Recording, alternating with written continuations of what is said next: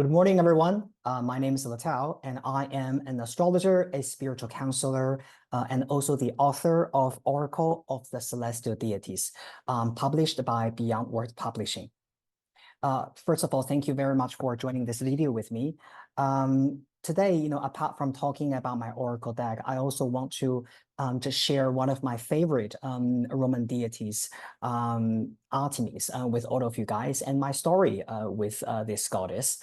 And you can also find this goddess in one of the 20 beautifully illustrated cards. And I'm going to show you. This is the card that we're going to talk about, the beautiful goddess of the moon, Artemis. And her keywords are emotion, instinct, and the wish to protect. This card, I really have to say, this is one of my favorite cards because Artemis, not only is she representing the instinctual, the spiritual, and the intuitive side of us, but also Artemis is a staunch independent goddess in Greek mythology.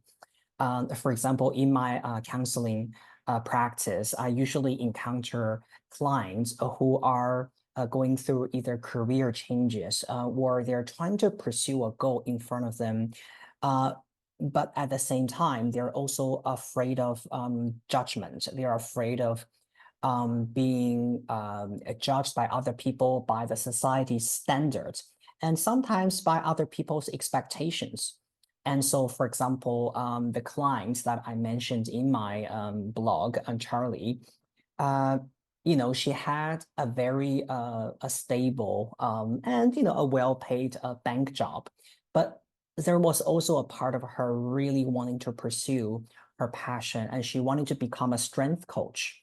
And of course, as you can all imagine, being a strength coach is not going to be as well paid as a bank job, right? As an analyst. But when she came to me for the reading session, she put out this beautiful card on the moon. Now, first of all, at a very instinctual level, you know that moon is not talking about the things that we can see, but it's more about the intuitive and the subconscious things that we feel at a deeper level. And so sometimes it is really talking about our true desires, what we are wishing for and what we are thirsty for, in life. And at the same time, if you read the stories of Artemis, you will also know that she is very, very different from many other goddesses, such as Aphrodite or Hera. And the reason is because the moon goddess Artemis is a little bit like, depicted like a tomboy. She was not particularly feminine, and she doesn't really wear luxurious dresses or, drinking ambrosia in her bed.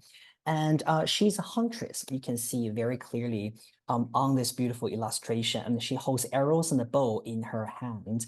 And Artemis is a symbol of that staunch, independent spirit in us. And she's also talking about a part of us that is really focusing on our aim. As you can imagine, as an archer, you need to have an aim. And once you're really aiming at your target, then you can shoot your arrow and you can get it.